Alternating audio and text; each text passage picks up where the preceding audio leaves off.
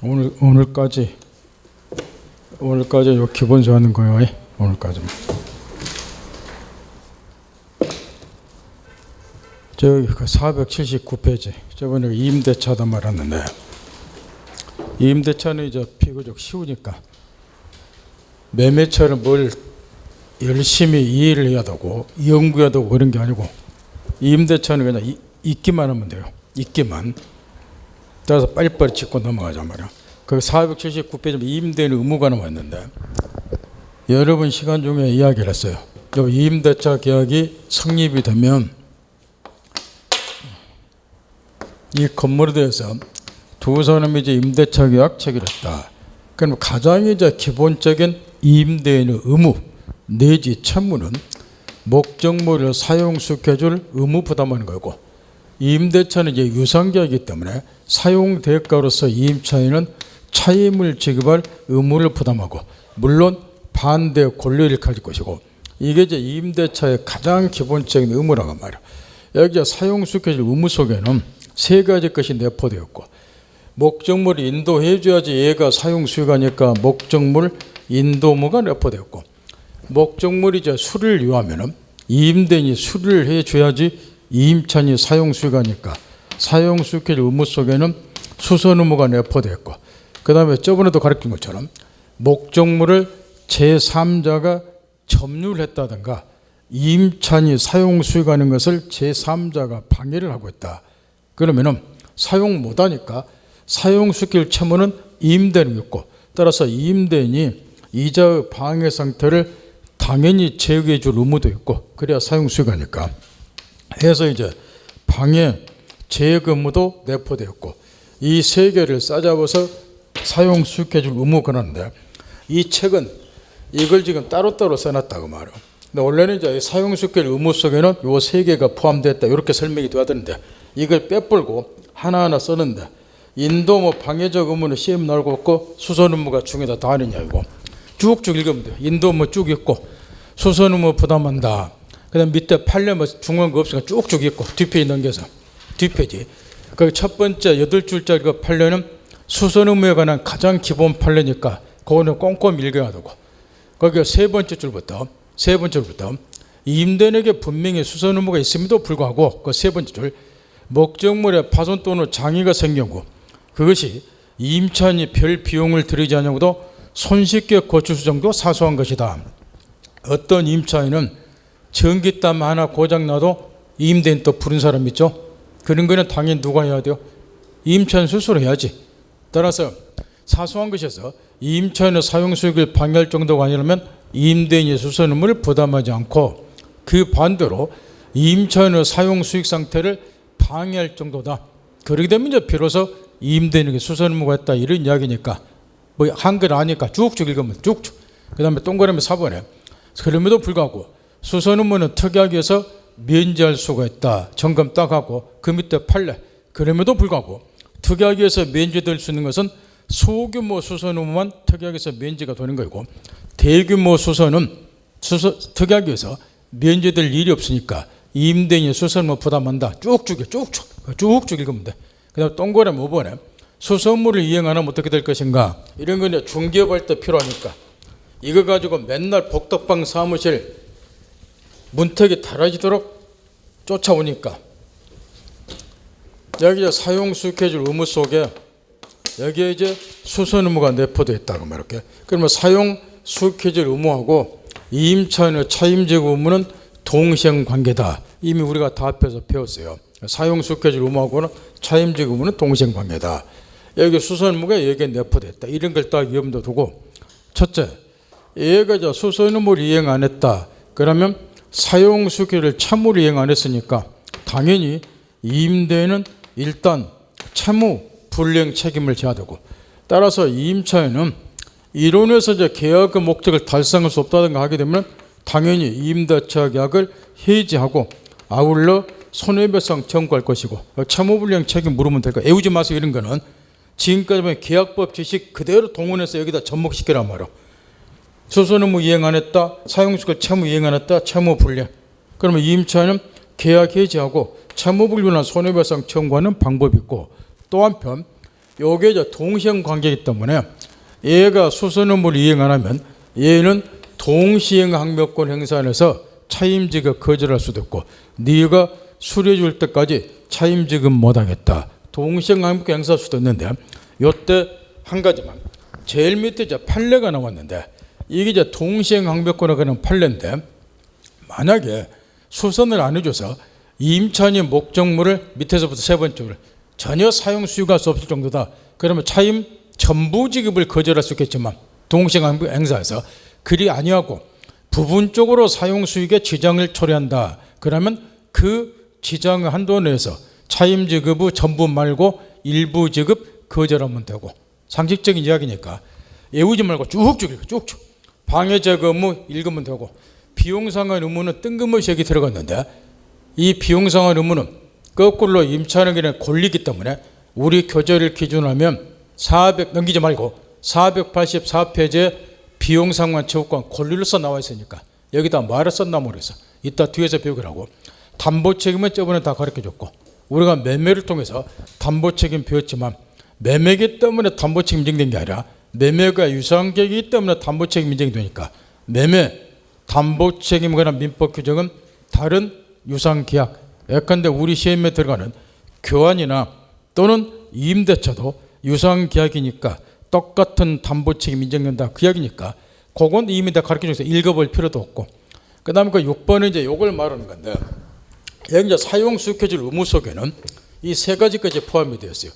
인도 의무, 수선 의무, 방해적 의무 이렇게. 그럼 여기에 플러스 요 사용 수익해줄 의무 속에 임차인의 보호무도 여기에 내포됐는가 요걸 지금 묻고 있는 건데 사용 수익해줄 채무 속에는 보호무도 포함이 됐는가. 이에 관해서는 동그라미 1번 통상의 임대차의 경우는 임차인 보호무는 없다. 그 상식적인 이야기고 그러나 동그라미 2번에 우리 시험은 그 동그라미 2번에 일시 사용을 임대차 숙박 계약 이것도 임대차 계약이죠.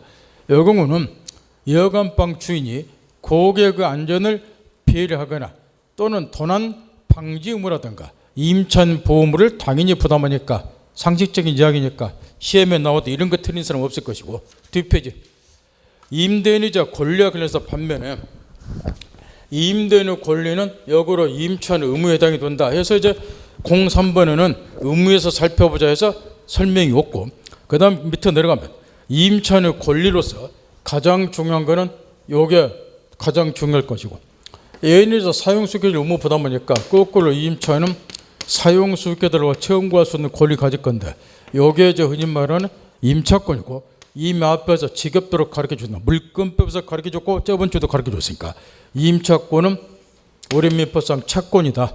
따라서 제3자들은 대항력이 없다.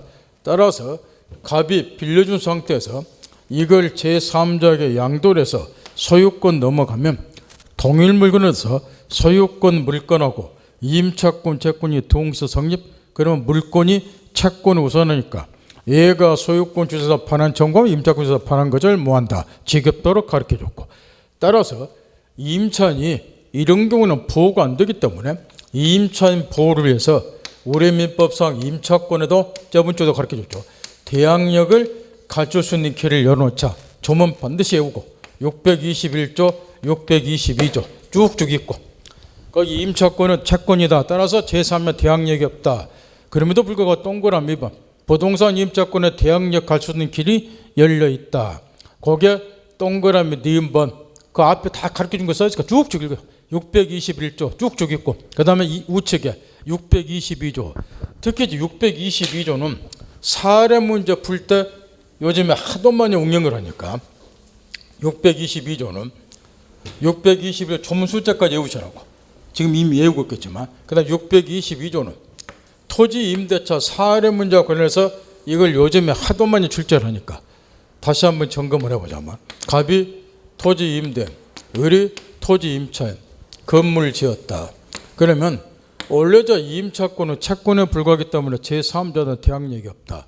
근데 건물 짓고 임차인이 이 건물은 내 거니까 보존 등기를 했다. 등기는 나 혼자 단독으로 신청하면 되고 따라서 임차권 말고 건물에 대해서 소유권 보존 등기를 했음에도 불구하고 토지 임차권에 마치 등기한 것처럼 제3자에 대한 대항력이 생긴다 그 말이게. 해서 이제 이 경우는 622조는 임대인의 협력을 얻을 필요 없이 나 혼자 건물을 짓고 건물에서 보존익 하면 되니까 나 혼자 토지 임차권에 대항력을 갖출 수 있는 길을 열어놨다 그 이야기인데, 이 622조도 저번 시간에 가르쳐 준 것처럼 별로 현실성은 별로 없다는 거예요. 왜냐? 토지 임대차하고 임차인 등이 건물을 짓고 여기 건물에 대해서 이제 보존등기 등을 해야 되고 이런 요건을 갖췄을 때 이제 토지 임차권에 대항력이 생기기 때문에 실제로 이런 경우는 실무상으로 드물다는 것. 다만 이게 사례 문제 내기가 좋으니까 사례 문제, 토지 임대차 관련해서 이런 걸 사례 문제 풀 때 꼭 확인할 습관되는 거. 요즘에 거의 현년마다 출제가 되니까 토지 임대차 사례 나왔다. 그 다음에 임차인이 건물 지었다. 그런 다음에 여기에 보존등기 했다. 그러면 토지 임차권에 대항력이 생겼다. 이걸 전제하고서 문제 풀으라는 소리니까 그런 것만 놓치지 마라 말아. 여기 이제 등기 한 적이 없다.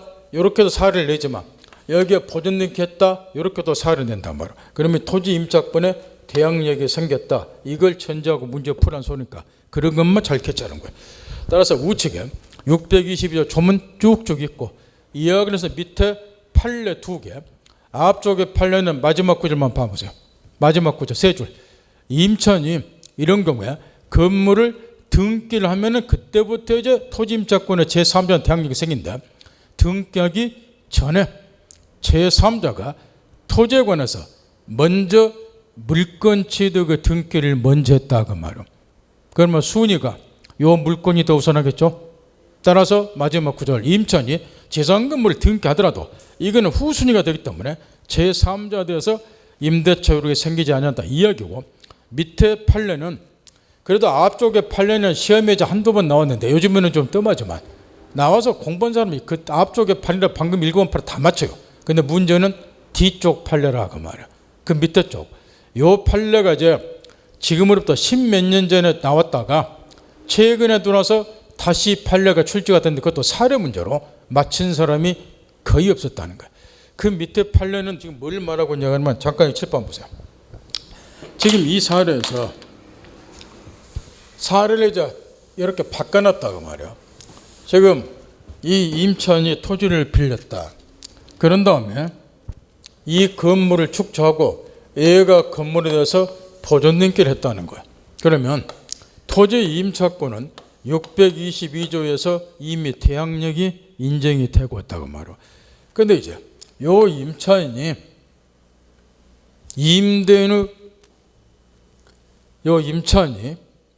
임대인의 동의를 얻지 않냐고, 잘 들어야 돼요.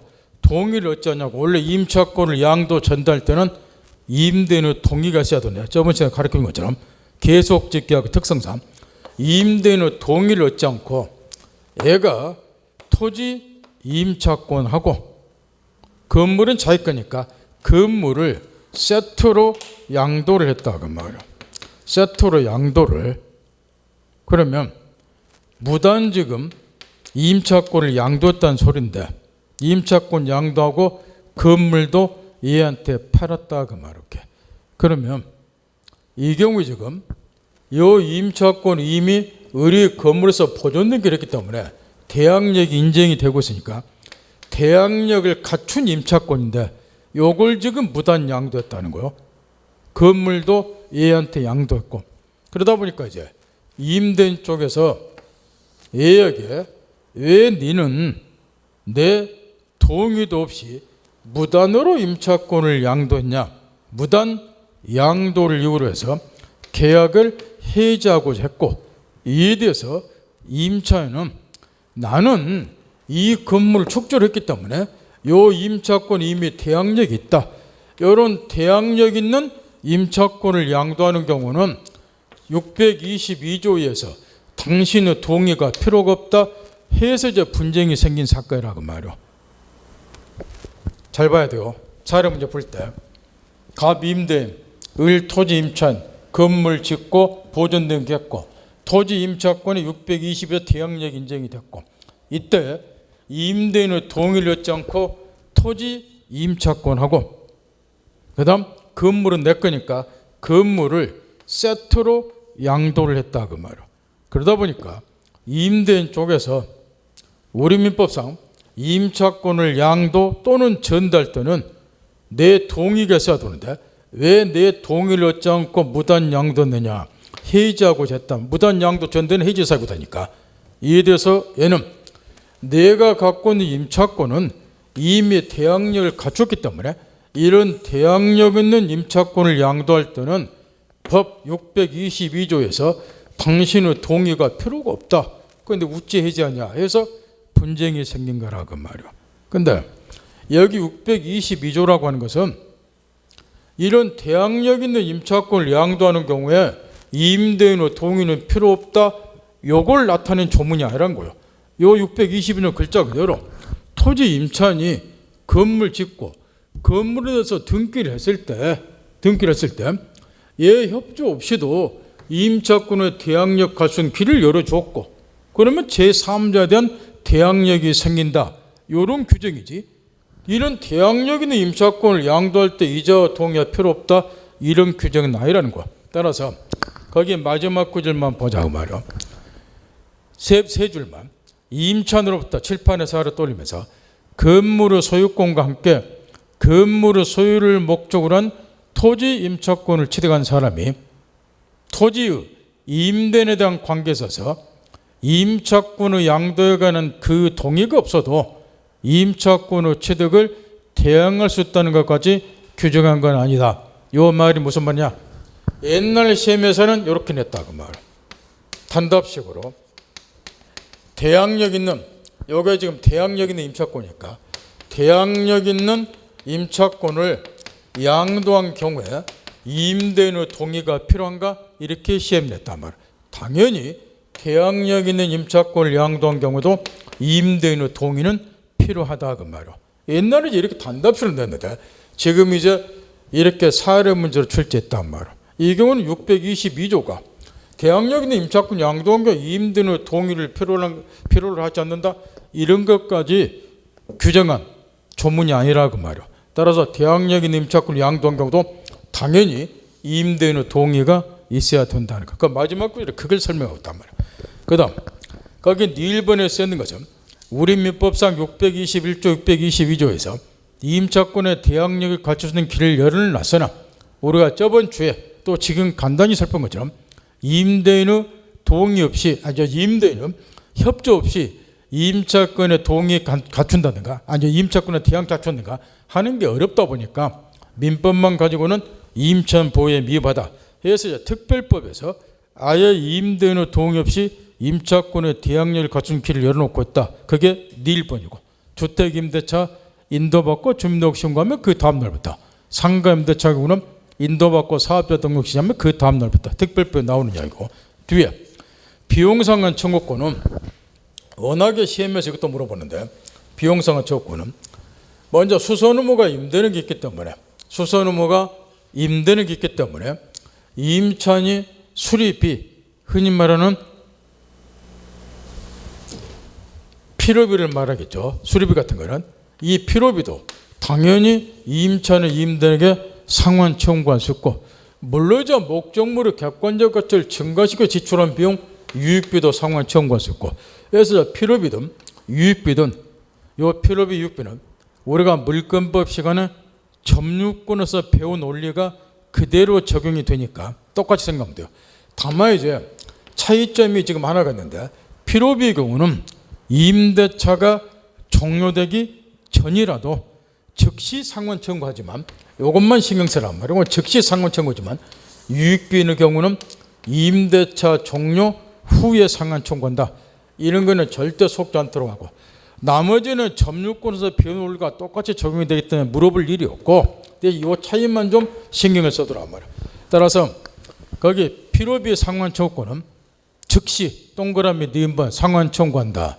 유익비는 나머지는 점유권을 배운 거니까 목적물의 가치가 증가가 돼야 된다. 유익비 특징. 그 다음에 지출금액이나 증가액 둘 중 하나를 상환해달라고 청구하는데 둘 중에 선택은 누가 하느냐? 당연히 임대인 상대방이 할 것이고 그 다음에 유익비는 필요법에 달리 그 2항에 626 2항 마지막 구절 상당한 상환기간을 허용하달라고 법원에 청구할 수 있다. 읽을 필요도 없고 점읽고 다 배웠으니까. 따라서 거기 626 2항에서 첫 줄 임대차 종료 시 이것만 조심하라고 말이야. 거기 이제 필요비하고 차이점이니까. 필요비는 즉시 상환 청구지만 유익비는 종료 시에 임대차 끝난 다음에 상환 청구하는 거니까. 그다음 그 밑에 그 판례 같은 거 유익비가 어떤 걸 말하느냐 해서 간판 설치 비용 같은 것도 유익비에 해당되니까 임차인이 임대인에게 내가 간판 설치한 비용 선에다 청구하냐 이런 이야기인데 이런 거를 시험에서 틀리면 쪽팔리니까 절대 틀리지 않도록 하고 나중에 실무에서 써먹게 되니까 다시 한번 생각을 해보자 말.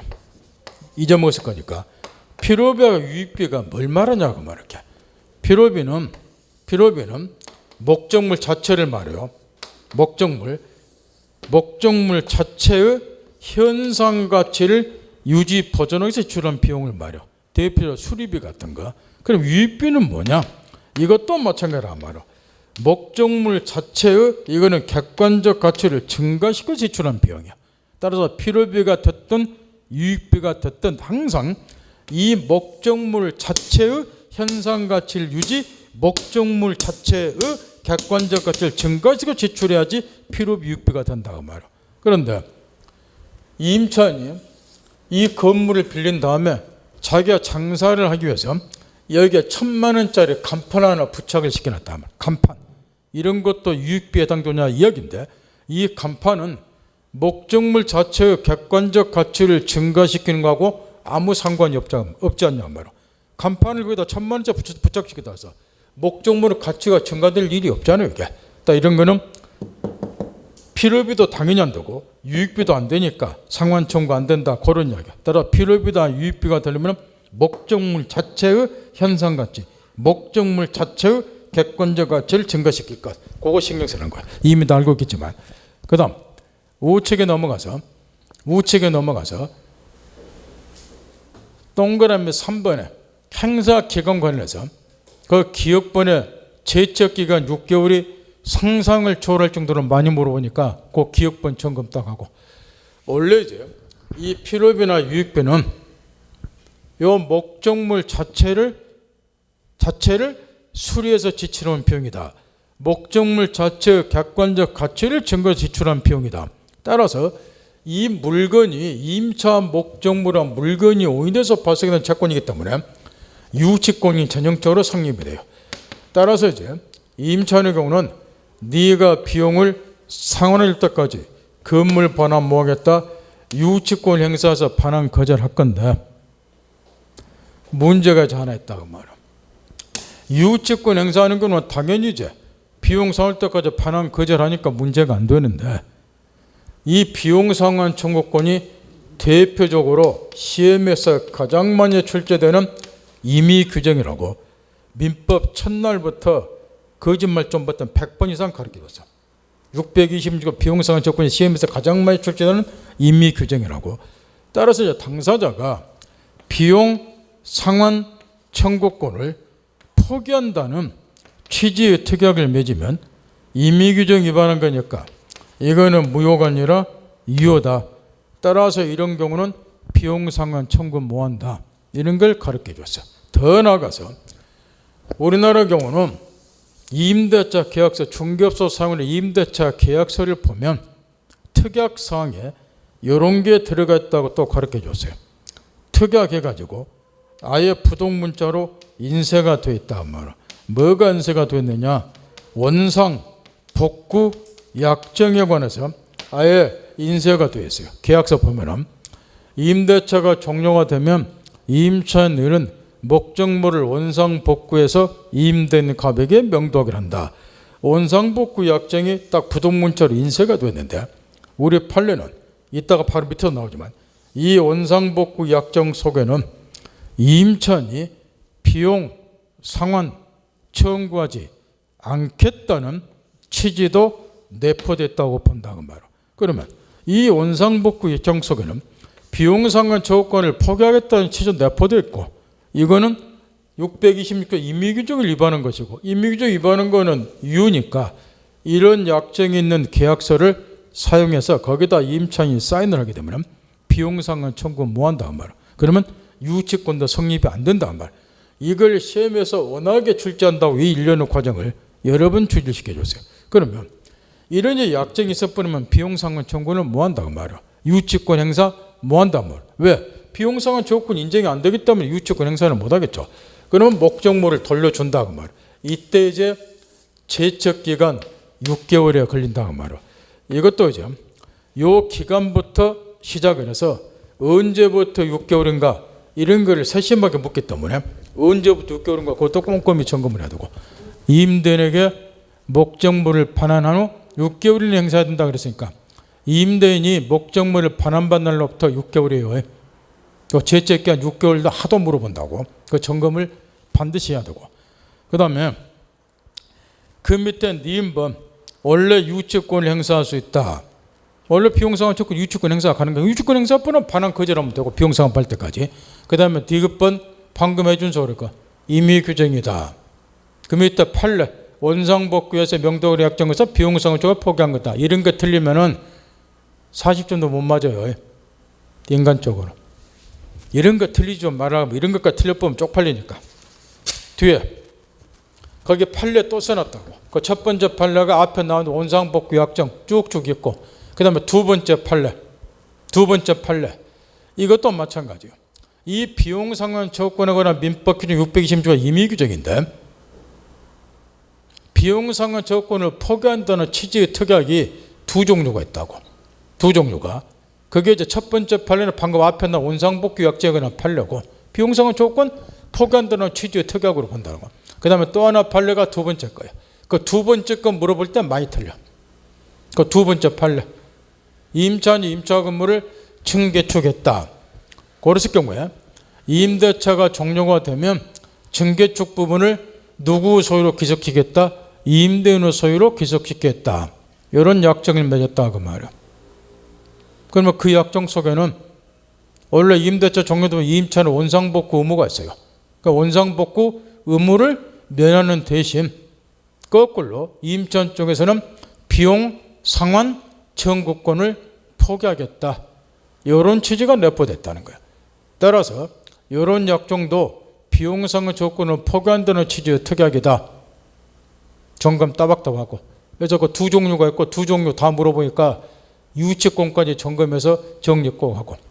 그 다음에 그 밑에 판례 점유자가 유익비를 지출 당시에 계약관계 등에서 2003년 7월 25일자 써진 10줄짜리 판례는 우리가 점유권에서 배운 판례인데 이걸 지금 또 가르쳐주면 또 10분이 날라가 봐라. 이런 걸 지금 가르쳐줄 시간이 없다고. 따라서 우리 교재를 기준으로 하면 203페이지, 204페이지에 이 판례가 나와 있어요. 점유권 부분에 203페이지, 204페이지에 나와 있다고. 점유권 부분에. 집에 가서 확인하고 이것도 설명해 줄 지금 시간 없으니까 한 10분 이상이 날라가 버려. 옛날 점유권 할 때 10분 이상 가르쳐 줬어. 요게 사례 문제 나왔을 때 거의 대부분 사람 빵점 먹고 나왔다고.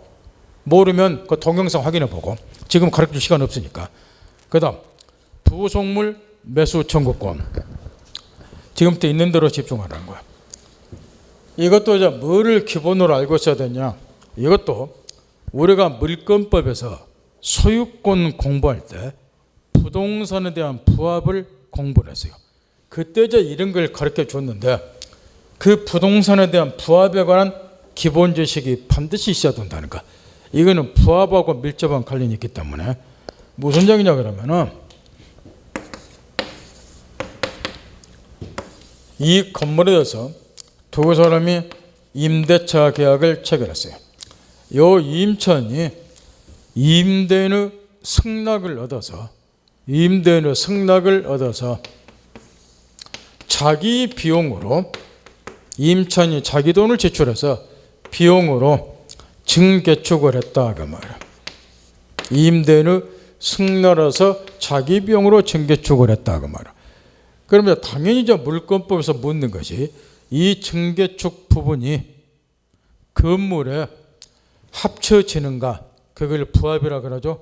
부합이 되는가 여부를 검토해야 되고, 이걸 일단 물권법 시험에서 부동산에 대한 부합이다 그래서 집중 출제하고, 그러면 이게 이제 부합이 되는가 여부는 둘로 나누어서 이제 검토를 해야 되는데, 둘로 나누어서 핵심은 증개축 부분이 건물에 대해서 독립성이 있냐, 여기 핵심 포인트고, 독립성 유무에 따라서 부합 여부가 달라지니까 먼저 이 증개축 부분이 독립성이 없다 그 말이야.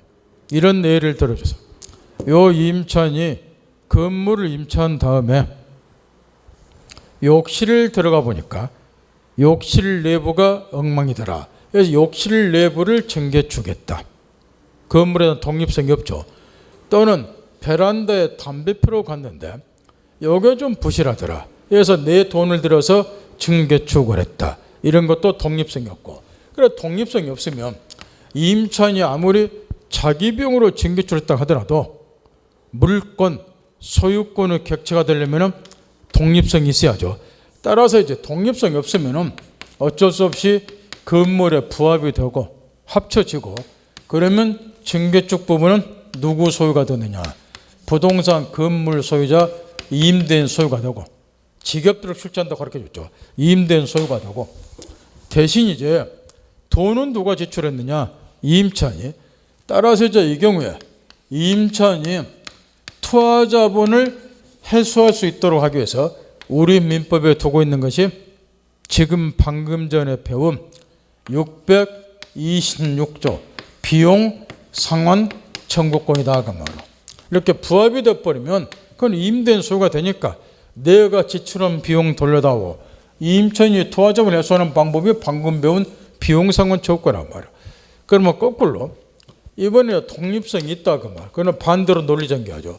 독립성이 있으면 이 증개축 부분은 건물에 합쳐지는 게 아니고, 따라서 임차인이 임차권이라는 정당한 권한에서 부속을 시켰기 때문에 이 경우는 누구 소유가 되느냐? 임차인 소유가 될 것이고, 따라서 임차인 소유가 되니까 나중에 이제 임대차가 종료가 되면 임차인이 수거를 해야 되는데, 여기 이제 증개축 부분 부속물이라고 하는 것, 이거는 건물에 부착이 돼 있는 상태에서 효용 가치가 있고, 특히 전기, 수도 시설 이런 것들 부착된 효용 가치가 있고, 이걸 수거를 해버리면 효용 가치가 떨어지기 때문에 얘가 이거 부속시키는 데 200만 원을 지출했는데 수거한 순간에 20만 원 값어치도 안 나간다 그 말이야. 그러면 임차인이 투하자본 회수를 못하기 때문에 이런 경우에도 임차인이 투하자본을 제대로 회수하기 위해서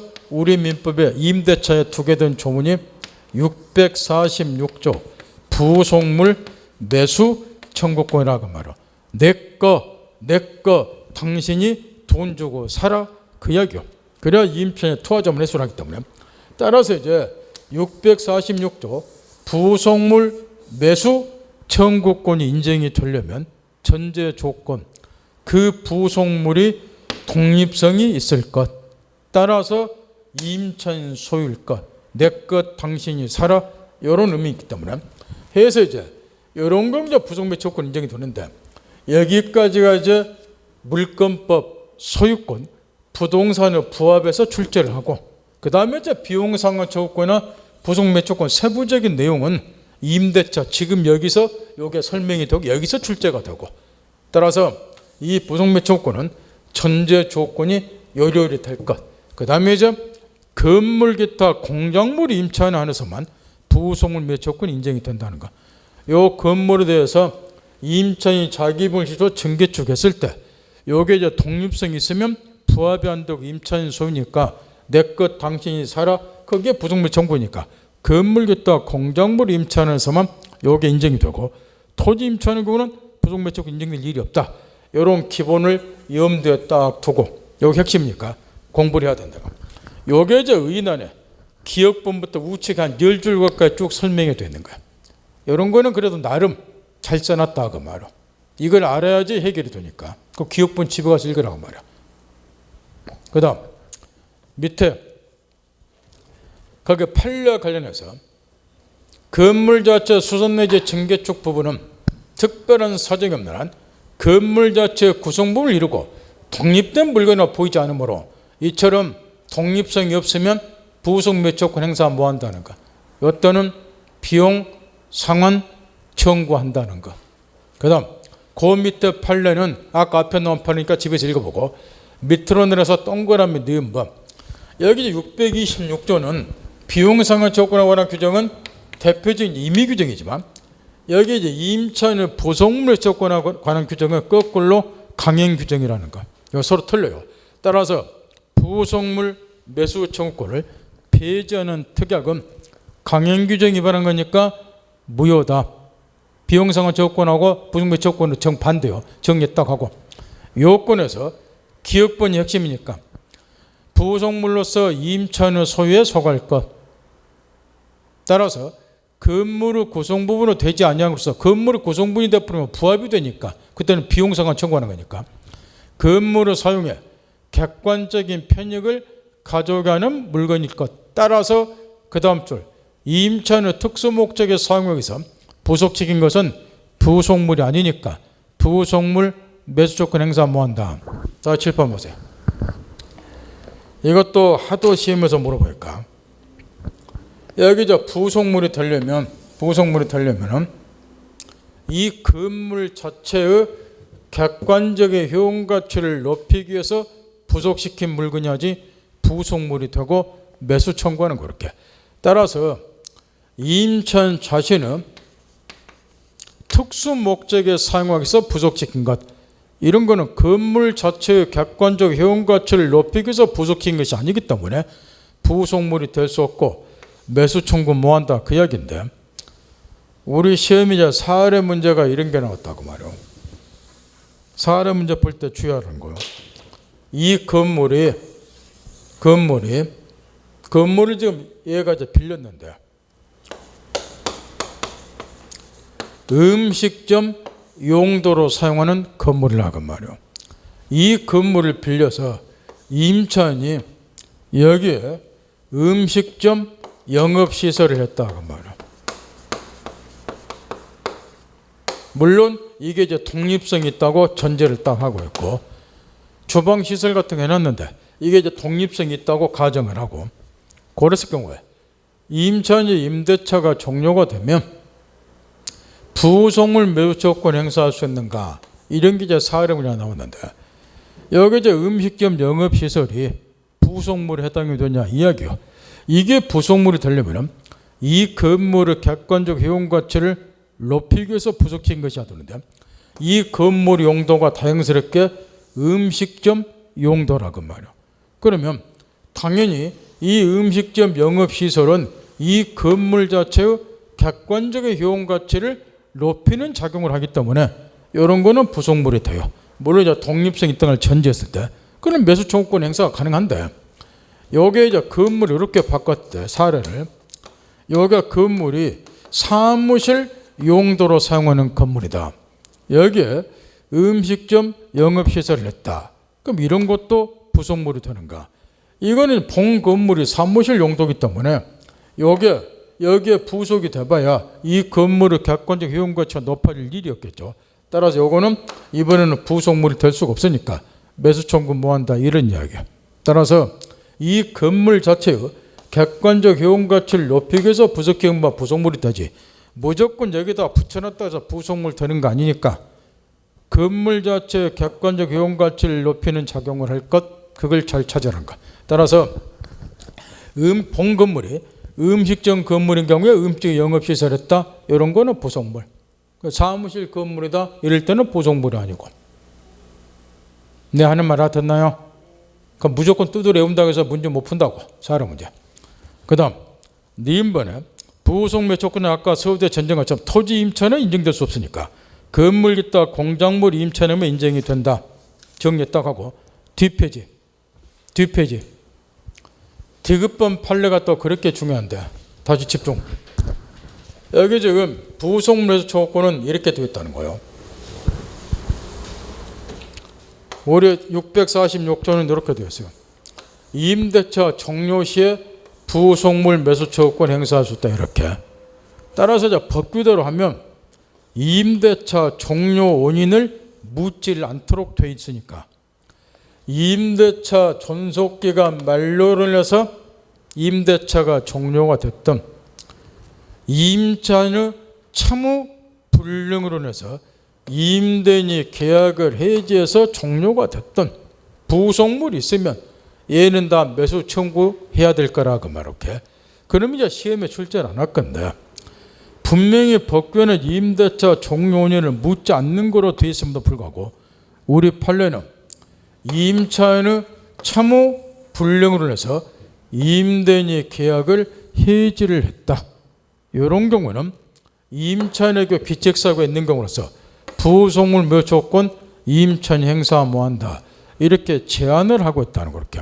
그래서 이제 이 판례를 부속물 매수권에서 가장 집중적으로 출제를 하는데 이유는 원래 법규상으로 종료를 묻지 않도록 됐는데 판례는 임차인의 참후불능으로서 임대차가 종료된 경우는 임차인이 부속매수권 행사 뭐한다고 보니까 이 판례를 집중 물어보는데 판례 요지는 뭐냐 그러면 이따 바로 뒤에 토지 임차인이 갖는 지상물 매수 조건에 나와요.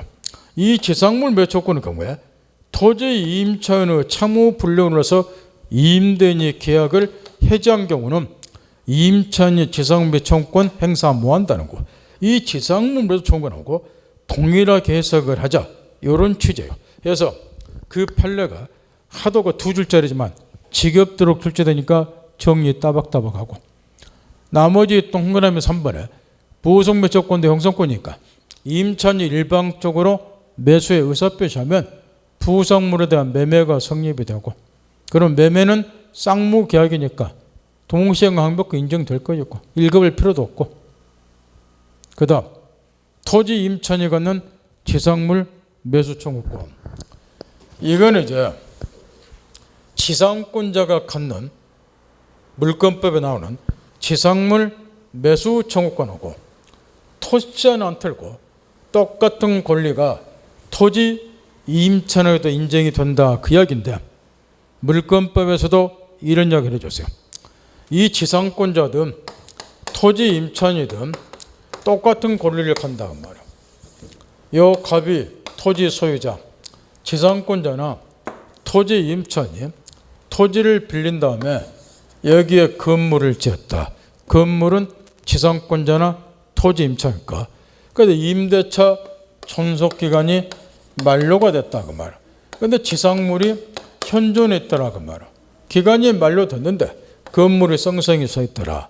그럼 원래대로라면 얘네들은 나아되지 맨 땅으로 토지를 빌렸기 때문에 토지를 원상 벗고 지상물을 철거한 다음에 맨 땅으로 다시 반환을 해야 될 거라고 말. 원론칙적으로 하게 되면 그리 되면은 현재 썽썽이 서 있는 건물을 철거해야 되니까 사회 경제적으로 커다란 손실이 오고 개인적으로도 물론 이자들에게 손실이 오지만 사회 경제로 커다란 손실이 온다는 거. 따라서 이 건물을 철거하지 않도록 하기 위해서 지상권자나 토지 임차인에게는 1차적으로 계약을 갱신해버리면 철거할 일이 없으니까 1차적으로 계약 갱신 청구권을 얘네들한테 인정을 해주고 이에 대해서 상대방 지상권 설정자나 임대인 쪽에서는 갱신 못 해주겠다고 거절할 수 있고 갱신 거절하면 2차적으로 그러면 당신이 이 건물 지상물 돈 주고 사라 2차적으로 지상권자나 토지 임차인이 지상물 매수 청구권을 갖게 되고 요거는 얘가 또 매수 못하겠다고 노후 거절해버리면 이런 권리를 얘네들한테 인정해 주는 것이 아무 의미가 없기 때문에 이에 대해서는 거절 못하도록 할 필요가 있고 따라서 지상물 매수 청구권은 명칭은 청구권으로 되어 있지만 거절 못하도록 하기 위해서 형성권으로 해석을 하고 따라서 얘가 일방적으로 건물을 사 의사표시하면 얘 의사와는 상관없이 지상물에 대한 매매가 자동으로 성립이 되고 따라서 존속기간 만료 시에 지상물이 현존했으면 왼쪽 토지 소유자는 양자 택일해야 되고, 지상물을 매수하든가, 이거는 거절 뭐하니까 매수하기 싫으면 계약을 갱신해 주든가 양자 택일해야 되고, 따라서 이런 경우는 계약 갱신이 간접적으로 강제가 된다. 요게 지상권에서 배운 거예요. 근데 이 시험이 물권인 지상권보다는, 지상권은 이제 별로 활용이 안 되기 때문에 토지 임대차 관련해서 임차인이 갖는 권리로서 시험에 집중 해념받다시피 나온다는 거.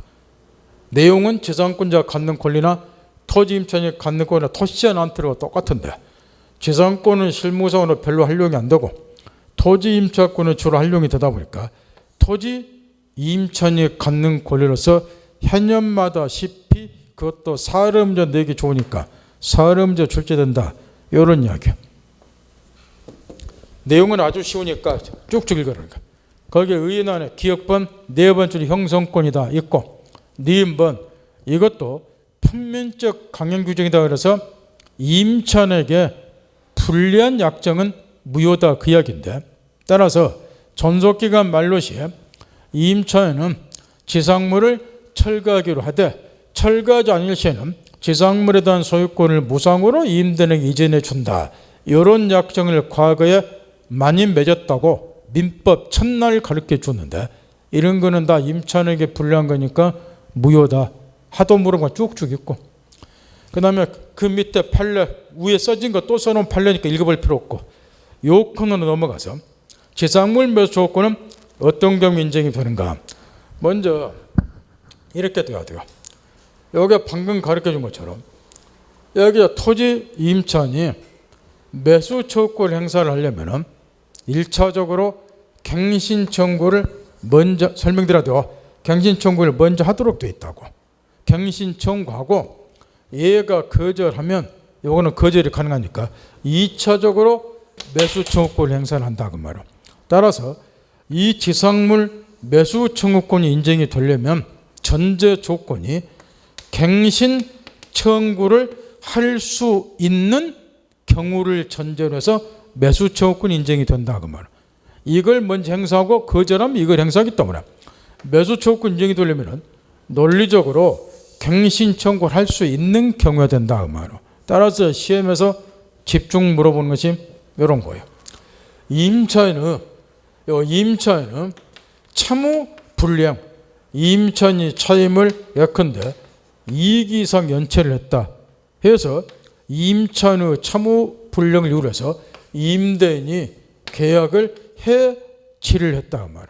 근데 건물이 썽썽이 서 있더라. 그럼 이런 경우도 얘가 매수 조건 행사할 수 있는가 그 이야기인데, 이 경우는 임차인의 차무 불량으로 해서 임대인이 계약을 해지했기 때문에 갱신 청구할 일이 없다 그 말이야. 임대인 쪽에서 계약을 해지했는데 갱신 청구할 일이 없겠죠. 그러면 갱신 청구를 못하기 때문에 이걸 전제로 하는 매수 청구권도 인정될 수 없다는 거예요. 그래서 이 임차인의 차무 불량을 이유로 해서 임대인이 계약을 해지를 한 경우는 1차적인 갱신 청구권 자체가 인정될 수 없기 때문에 이걸 전제로 하는 2차적인 매수 청구권 행사 뭐한다. 제일 많이 물어보니까 정리 딱 하고, 따라서 결과적으로 이 종료 사유가 존속기간 만료해야 된다 그 말이야. 임대인이 계약을 임차인의 처분에서 해지한다든가 이런 거는 갱신 청구 자체를 뭐 한다는 거죠. 그럼 매수권 행사는 뭐 하는 거니까. 결국 존속기간 만료인 경우에 지상물이 현존해야지 요게 인정이 된다 그 이야기고, 그럼에도 불구하고 한 가지 존속기간을 약정하지 아니한 경우, 거기에 이제 기억번 앞에 판례인데 얘는 이제 이 판례를 이해를 못하니까 막 순서를 바꿔서 써놨는데, 그러나 시험에 잘 나오니까 써놓기는 써놨어. 뒤쪽 판례가 먼저 나와야 되고, 임차인의 차무불이유로 계약이 종료가 되면 해지가 되면 매수 조건 행사 못한다 그 이야기야.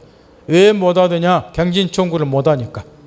그걸 위험도 두고, 따라서 이제 존속기간 만료 시에 지상물이 현존할 때 매수 조건 인정이 된다 이 이야기인데, 그런데 존속기간을 약정하지, 그러면 약정하지 아니한 임대차고는 어떻게 되는가? 그게 앞쪽 판례예요. 이 판례도 시험에서 자주 물어보는 이유가 있다는 거예요. 자, 칠판 보세요. 칠판 보시라고. 대하는 말을 잘 들어야 돼. 일단 집중해서. 일단 존속기간 만료로 지상물 현존했을 때 매수 저거권도 인정이 된다. 이렇게 첫 번째 결론이 났죠. 이렇게. 그러면 두 번째, 존속기간을 약정하지 아니한 토지 임대차는 어떻게 되는가? 저번 시간에 가르쳐준 것처럼 존속기간 약정하지 아니한 경우 기간 다 외우라고 그러죠. 임대인 쪽에서 해지 통고를 했단 말이야. 물론 이제 임차인도 해지 통고하는데 여기서 필요한 거는 이제 임대인이 해지 통고한 경우니까 존속기간 약정 안에서 임대인이 해지 통고를 했다 그 말이야. 그러면 해지 기간이 다 외우라고 그랬죠. 6개월이죠. 따라서 이제 임대인 해지 통고하면은 즉시 임대차가 종료한 게 아니라 임차인으로 하여금 다른 부동산을 알아볼 시간적 여유를 줘야 되니까 통고가 임차인에게 도달한 후부터 6개월이 경과하면 임대차가 비로소 종료가 돼요. 이렇게. 근데 건물이 썽썽이 서 있더라 그 말 이렇게. 이런 경우에도 임차인이 지상물 매수 청구권을 행사할 수 있는가? 이걸 묻고 있는 판례인데 이걸 이제 시험에서 자주 묻는 이유가 있다는 거예요. 그게 뭐냐 그러면 방금 이렇게 가르쳐줬어요. 2차적인 매수권 행사하려면 1차적인 갱신 청구를 먼저 해야 된다. 그다음 거절하면 2차적으로 매수 청구를 한다. 이렇게 가르쳐줬어요. 그런데 이 경우 존속기간을 약정하지 않았기 때문에 임대인이 해지 통고한 경우 이 경우는 갱신 청구를 할 필요조차도 없이 임차인이 곧바로 지상물 매수 청구권을 행사할 수 있다는 거. 그래서 이제 자주 물어보는데 보통은 갱신 청구 먼저 하고 거절하면 이게 행사하는데 이 경우는 갱신 청구할 필요조차도 없이 곧바로 지상물 매수권 행사할 수 있다는 거. 그러면 존속기간을 약정하지 아니했고 따라서 임대인이 해지 통과한 경우는 왜 임차는 갱신 청구할 필요조차도 없이 곧바로 매수 청구하는가? 임대인이 해지 통고했다는 것은 이미 갱신을 줄 의사가 전혀 없다는 소리야. 그러니 무익한 시간 낭비할 필요 없이 임대인 해지 통고했으면 갱신을 줄 의사가 없다. 그 한 말이 여기에 내포됐다고. 따라서 갱신 청구할 필요도 없이 곧바로 매수 청구한다. 이것 때문에 묻는 거니까 요 줄거리 정리 잘하라고 말이야. 그 다음 니인번에 쭉쭉 읽으면 돼.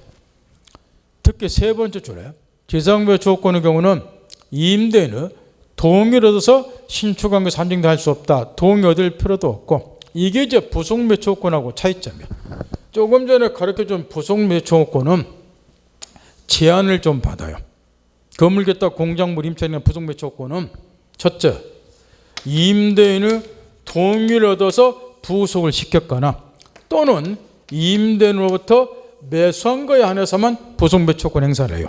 조금 전에 배운 부속매수 조건은 임대인의 동의를 얻어서 부속했거나 임대인으로부터 매수한 거에 한해서 이때 이제 임차인은 부속매수 조건 행사를 하는데 여기 지상물 매수 조건은 굳이 임대인의 동의를 얻어서 축조할 필요가 없다. 이게 차이점이니까 세 번째 줄 그거는 점검을 꼭 하고 그 다음에 그 밑에 줄 뭐가 건물 행정관청 허가를 받았냐 안 받았냐 따질 필요 없이 매수청구권 다 행사하고 그 다음에 근저당에 들어있는 거는 이따가 살펴보라고 마지막 구절 객관적으로 지상물이 경제적 가치가 있냐 없냐 따질 필요 없고 임대인에게 그 지상물이 필요한 거냐 필요 없는 거냐 따질 필요가 없다는 거예요. 특히 근저당과 관련해서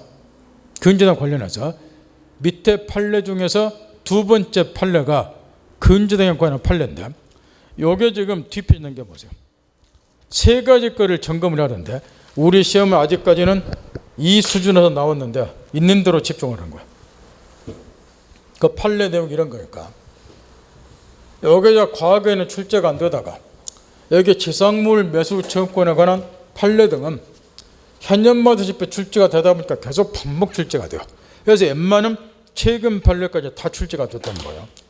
그래서 이제 이 근저당과 관련해서 지금 이 우리 토지 임차인 여기에 건물 촉조를 했다. 근데 이제 얘가 돈이 필요하니까 제3자에게 근저당을 설정해주고 채권 최고 한도액 1억 원으로 근저당을 설정해주고 돈을 빌렸다. 나중에 임대차 존속기간이 만료가 됐는데 지상물이 현존해 있더라. 그러면 이렇게 제3자 앞으로 근저당에 설정된 건물도 매수 청구할 수 있는가? 우리 시험은 일단은 딱 제일 쉬운 거 요걸 딱 출제했단 말이야.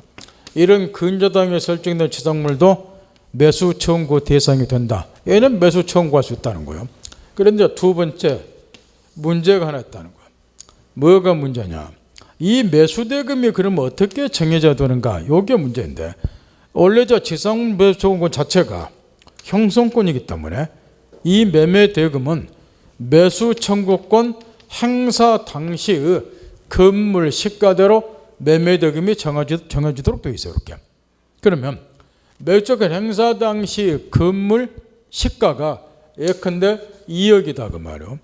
그러면 여기에 지금 채권채보다 1억 원짜리 근저당이 설정이 됐기 때문에 2억에서 1억 원 빼고 나머지 1억 원으로 지상물에 대한 매매 대금이 정해지는가? 이런 게 지금 문제가 된다는 거예요. 만약 이렇게 되면 더 이상 시험에 낼 일이 없을 거라. 이건 초등학생도 아는 상식적인 이야기니까. 이게 반대기 때문에 시험에 낸다고 말이에요. 이 경우도 매수 청구권 행사 당시 건물 시가대로 매매 대금이 정해지는 것이지 그 시가에서 채권 최고 한도액을 공제한 금액으로 정해지는 거 아니다 그 말이에요. 그러면 세 번째, 얘는 2억 원을 다 주라는 소리냐? 원래도라면 2억 원, 아니 얘가 요 임대인이 2억 원을 다 주라는 소리냐? 지상물의 시가가 지금 2억이면 그러면 이제 얘가 1억 원 갖고 요걸 말소시켜줘야 된다는 건데 얘가 얘를 어떻게 믿냐 그 말이에요. 2억 원 다 줬을 때 1억 원 갖고 요걸 말소시켜야 되는데 얘를 못 믿는다 그 말이에요. 해서 3단계 임대인은 당연히 매매대금 전액 지불 못하겠다고 거절할 수 있어야 되는데 요게 저번 시간에 배운 588조라고 말. 그래서 저번 시간에 588조를 10분간 가르쳐 준 거예요. 여기 써먹이 안 되니까. 이 경우에는 요 근저당이 설정이 됐기 때문에 채권 최고 한도액에 의해서 1억 원을 지불 못하겠다고 대금 일부 지급을 588조에서 거절할 수 있죠. 588조가 뭐예요? 매매의 목적물에 권리를 주장하는 제3자가 있을 때 그러면서 자기가 취득한 권리 전부던 일부를 잃어버릴 염려가 있는 경우는 이의무 한도에서 대금의 전부던 일부 지급 거절할 수 있다. 그게 588조예요. 이 경우는 이제 588조가 적용되는 거예요. 그래서 이 순서대로 그 판례가 쓰였기 때문에 우리 시험은 일단 첫 번째 2급도 출제를 하고 있으니까 나머지도 잘 읽어서 정리 꼭 할 것. 그 다음 다시 앞으로 돌려서 그 첫 번째 판례 489페이지에서 첫 번째 판례에서 앞구절 말고 뒷구절 미등기 무건물 매수자 점정하는 임차인 찾나요? 앞구절은 이제 무가 건물도 매수 청구 대상이 될 수 있다. 그 이야기인데 그건 아까 앞에서 나온 거고 뒷구절 주의하라. 이것도 요즘에 시험에서 물어보니까 뒷구절에 미등기 무가 건물 매수자 점정하는 임차인이요. 특별한 사정이 없는 한 비록 소유자로서 등기 명의가 없어서 요 건물에 대한 소유권은 취득 못했지만 이런 임차인도 임대인에서 매수권 행사할 수 있다. 그 이야기인데 세 줄 읽었나요? 원래는 임차인이 임대인에게 지상 매수권 행사하려면 요 지상물의 소유자야 돼요. 요거 요즘에 많이 물어본다고. 임차인 지상물 소유자야 돼. 딱 지상물을 제3자에게 팔아버리면 매수권 뭐 하는 거라고. 근데 요 건물을 매수를 했는데 요게 미등기다 보니까 요 임차인 앞으로 등기가 안 돼 있어요. 그럼 법률상 소유자는 아니죠. 그럼에도 불구하고 물권법 공부한 사람 잘 알 거야. 법률상 사실상 처분권이 있으면 사실상 소유자나 동일하게 취급한다는 것.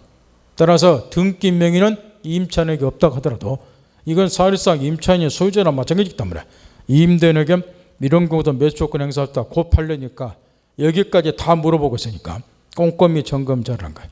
그 지적 안 해주면 더 틀릴까 봐서 일부러 지금 지적해 주는 거니까. 그 다음 뒤에 디귿번 방금 이야기 중에서 거기 쓰였잖아. 지상물을 소유자만 매수조건 행사한다. 따라 지상물을 다른 놈한테 팔면 소유자니까 매수조건 행사 뭐한다. 다 물어보는 거니까. 그 다음에 네 1번 판례는 잠깐 7번 보세요. 잠깐 7번 보시라고.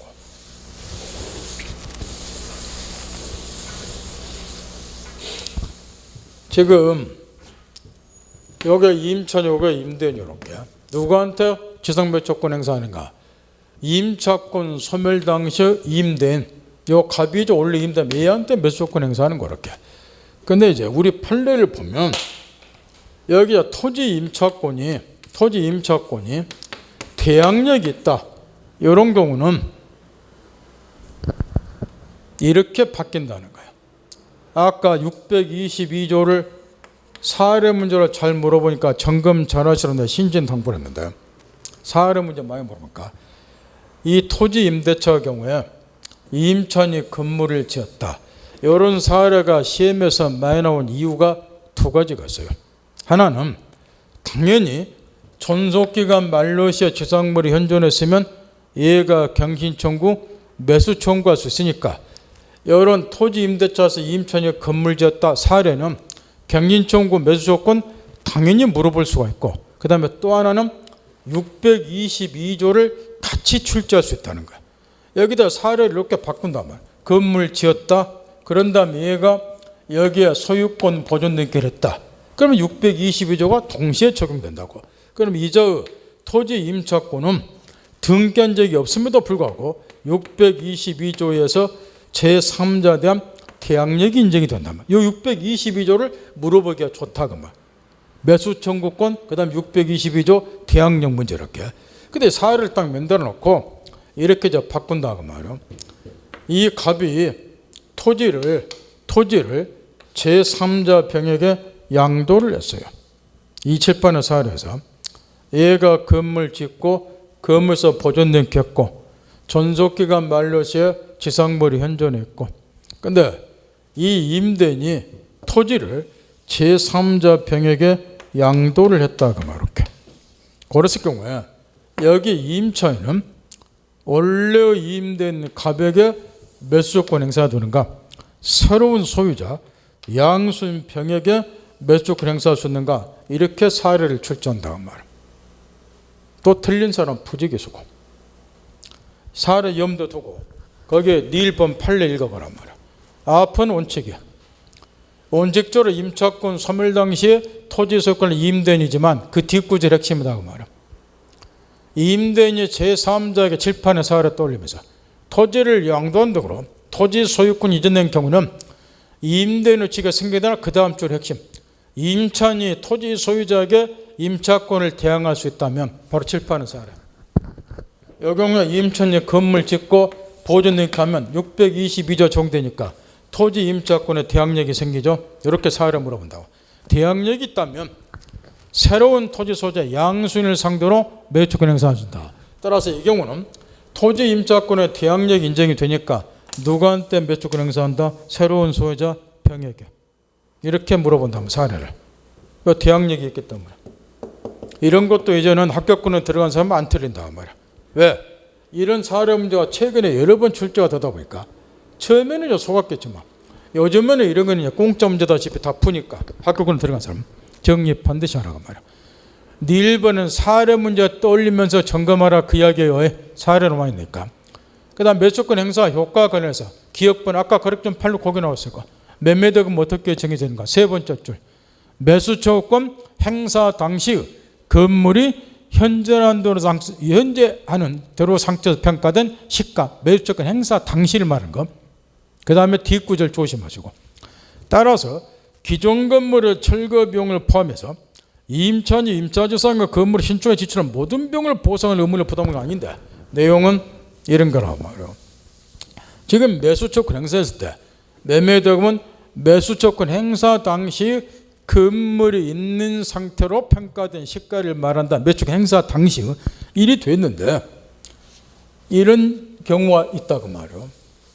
여기 지금 토지도 임대인 것이고 이 토지 위에 원래 건물이 서 있었는데 이 건물도 임대인 소유였다고 말이에요. 토지 건물은 모두 근데 이거를 이제 임차인에게 빌려주면서 임차인이 임대인의 동의를 얻어서 이 건물을 철거하고, 이 건물이 나한테 필요한 건 아니기 때문에 철거하고, 그러면 철거 비용이 꽤 들어갔겠죠. 철거하고 건물을 신축을 했다 그 말이에요. 영파겠나요? 그런 다음에 기간이 만료됐는데 이 건물이 그대로 썽썽이 서 있더라. 해서 매수 조건 행사를 하는데, 이때 임차인이 매수 조건 행사 당시 건물 시가에다가 플러스 나는 당신 소유 건물을 철거하고, 당신 동의 줘서 철거하고 신건물을 지었는데 철거 비용이 한 5천만 원 들어갔다. 그래 철거 비용까지 싸그리 보상해 달라 해서 소송이 붙은 사건인데, 이 경우에는 매수권 행사 당시 건물이 있는 상태로 평가된 시가만 얘가 물어주면 되는 것이지, 얘가 임된 소유 기존 건물을 철거하고 신건물 지었다 그래서 철거 비용까지 싸그리 보상해 줄 의무는 없다 그 이야기야. 따라서 앞구절 뒷구절까지 다 시험에서 구절구절 물어본 거니까 정리 따박따박 잘하고, 그 다음에 니인번도 마찬가지예요. 아까 보성매 조건하고 똑같이 생각합니다. 여기에 임차인이 토지 빌린 다음에 건물을 딱 신축을 하고, 여기다 상가 건물을 신축을 했어요. 상가 건물을. 그런 다음에 찜질방을 만들었다고 말이에요. 찜질방을. 명확하겠나요? 기간이 만료가 됐는데 지상물이 현존했다. 그럼 이 건물자한테서 매수 조건 행사를 하는데, 찜질방을 하다 보니까 찜질방 영업을 하기 위한 각종 영업시설, 간판 등이 있겠죠. 이런 것까지 매수하라고 청구할 수 있는가 상상하세요. 할 수 있을까요? 이 건물을 짓고 그 다음에 이 건물에 찜질방 영업을 했다고 말이야. 간판 부착시키고 찜질방 영업시설 다 해놨다고 말이야. 이런 것까지 매수 청구할 수 있냐 그거 묻는 거예요. 그 판례 늘 저 디귿본 보면서 뒷구절, 그 건물을 사용하는데 객관적인 편익을 주는 부속물이나 부속 시설은 지상물에 포함이 되지만, 마지막 구절 칠판 사활에 떠올리면서 임차인이 자신의 특수한 용도나 사업을 해서 설치한 물건이나 시설은 지상물에 포함이 안 되니까 그런 것까지 매수 청구 뭐 한다 그 이야기야. 따라 칠판의 사활에서 찜질방 영업을 한 각종 영업시설, 간판 이런 거는 매수 청구 뭐 한다는 거예요.